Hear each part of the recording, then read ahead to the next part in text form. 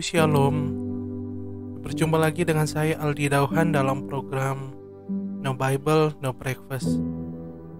Kita akan melanjutkan kembali pembacaan Alkitab per pasal kita saat ini yang terambil dari Kejadian pasal 30 ayat 1 sampai 43. Demikianlah firman Tuhan. Ketika dilihat Rahel bahwa ia tidak melahirkan anak bagi Yakub, cemburulah ia kepada kakaknya itu.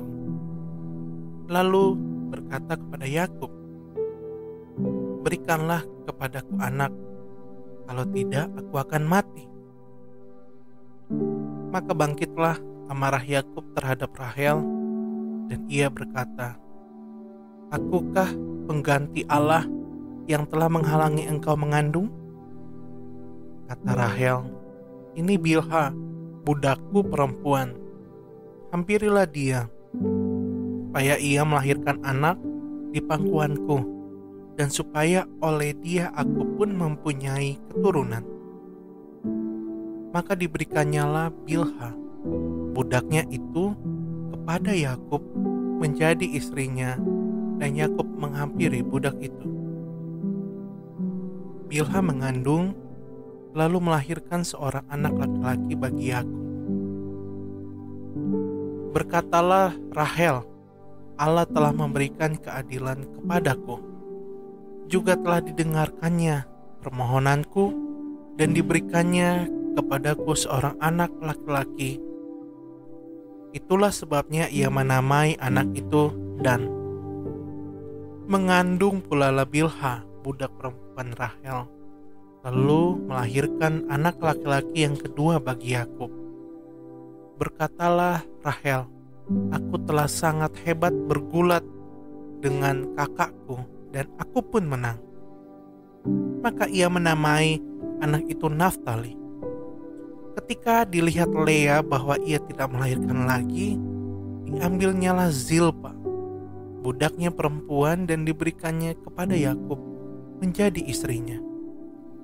Dan Zilpa, budak perempuan Lea, melahirkan seorang anak laki-laki bagi Yakub.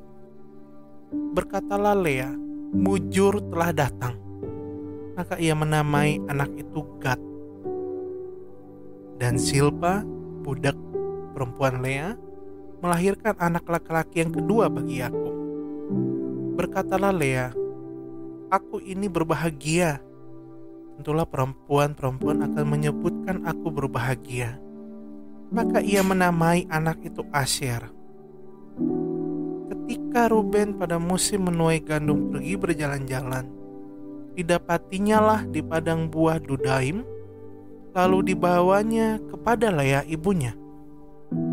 Kata Rahel kepada Lea, "Berilah aku beberapa buah Dudaim yang didapat oleh anakmu itu." Jawab Lea kepadanya, "Apakah belum cukup bagimu mengambil suamiku? Sekarang pula mau mengambil lagi buah Dudaim anakku?" Kata Rahel, "Kalau begitu, biarlah ia tidur dengan engkau pada malam ini sebagai ganti buah Dudaim anakmu itu." Ketika Yakub pada waktu petang datang dari padang, pergilah Lea mendapatkannya, serta berkata, "Engkau harus singgah kepadaku malam ini, sebab memang engkau telah kusewa dengan buah Dudaim anakku." Sebab itu tidurlah Yakub dengan Lea pada malam itu. Lalu Allah mendengarkan permohonan Lea. Lea mengandung dan melahirkan anak laki-laki yang kelima bagi Yakub. Lalu kata Lea, "Allah telah memberi upahku, karena aku telah memberi budakku perempuan kepada suamiku." Maka ia menamai anak itu Isakar. Kemudian Lea mengandung pula dan melahirkan anak laki-laki yang keenam bagi Yakub. Berkatalah Lea, "Allah telah memberikan hadiah yang indah kepadaku. Sekali ini suamiku akan tinggal bersama-sama dengan aku, karena aku telah melahirkan 6 orang anak laki-laki baginya." Maka ia menamai anak itu Zebulun. Sesudah itu ia melahirkan seorang anak perempuan dan menamai anak itu Dina. Lalu ingatlah Allah akan Rahel. Allah mendengarkan permohonannya serta membuka kandungannya. Maka mengandunglah Rahel dan melahirkan seorang anak laki-laki. Berkatalah ia, Allah telah menghapuskan aibku. Maka ia menamai anak itu Yusuf, sambil berkata, mudah-mudahan Tuhan menambah seorang anak laki-laki bagiku. Yakub memperoleh ternak. Setelah Rahel melahirkan Yusuf, berkatalah Yakub kepada Laban, izinkanlah aku pergi, supaya aku pulang ke tempat kelahiranku dan ke negeriku. Berikanlah istri-istriku dan anak-anakku yang menjadi upahku selama aku bekerja padamu, supaya aku pulang, sebab engkau tahu betapa keras aku bekerja padamu. Tetapi Laban berkata kepadanya, sekiranya aku mendapat kasih-Mu, telah nyata kepadaku bahwa Tuhan memberkati aku karena engkau. Lagi katanya, tentukanlah upahmu yang harus kubayar, maka aku akan memberikannya. Sahut Yakub kepadanya, engkau sendiri tahu bahwa aku bekerja padamu dan bagaimana keadaan ternakmu dalam penjagaanku.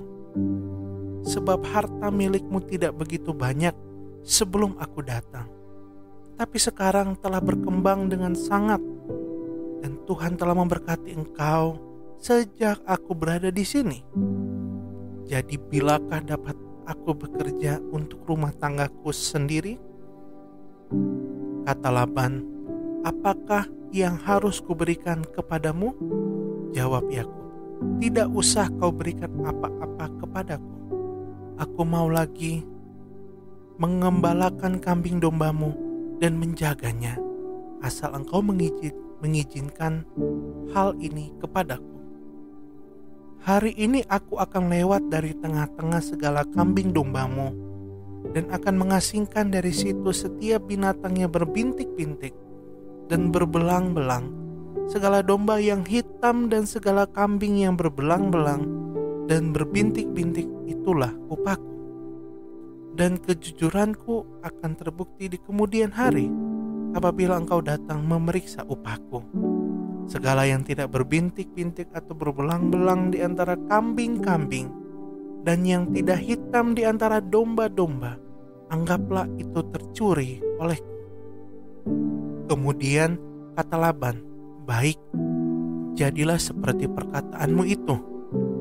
Lalu diasingkannyalah pada hari itu kambing-kambing jantan yang bercoreng-coreng dan berbelang-belang, dan segala kambing yang berbintik-bintik dan berbelang-belang, segala yang ada warna putih pada badannya, serta segala yang hitam di antara domba-domba. Dan diserahkannyalah semuanya itu kepada anak-anaknya untuk dijaga. Kemudian Laban menentukan jarak 3 hari perjalanan jauhnya antara dia dan Yakub. Maka tetaplah Yakub mengembalakan kambing domba yang tinggal itu. Lalu Yakub mengambil dahan hijau dari pohon hawar, pohon badam, dan pohon berangan. Dikupasnyalah dahan-dahan itu sehingga berbelang-belang sampai yang putihnya kelihatan. Ia meletakkan dahan-dahan yang dikupasnya itu dalam palungan, dalam tempat minum, kemana kambing domba itu datang minum, sehingga tepat di depan kambing domba itu. Adapun kambing domba itu suka berkelamin pada waktu datang minum. Jika kambing domba itu berkelamin dekat dahan-dahan itu, maka anaknya bercoreng-coreng, berbintik-bintik, dan berbelang-belang. Kemudian Yakub memisahkan domba-domba itu. Dihadapkannyalah kepala-kepala kambing domba itu kepada yang bercoreng-coreng dan kepada segala yang hitam di antara kambing domba Laban. Demikianlah ia memperoleh kumpulan-kumpulan hewan baginya sendiri dan tidak ditempatkannya pada kambing domba Laban. Dan setiap kali apabila berkelamin kambing domba yang kuat, maka Yakub meletakkan dahan-dahan itu ke dalam palungan di depan mata kambing domba itu, supaya berkelamin dekat dahan-dahan itu. Tetapi apabila datang kambing domba yang lemah, ia tidak meletakkan dahan-dahan itu ke dalamnya. Jadi hewan yang lemah untuk Laban dan yang kuat untuk Yakub. Maka sangatlah bertambah-tambah harta Yakub, dan ia mempunyai banyak kambing domba, budak perempuan dan laki-laki, unta dan keledai. Demikianlah pembacaan Alkitab kita saat ini. Kiranya memberkati Bapak Ibu Saudara sekalian. Tuhan Yesus memberkati.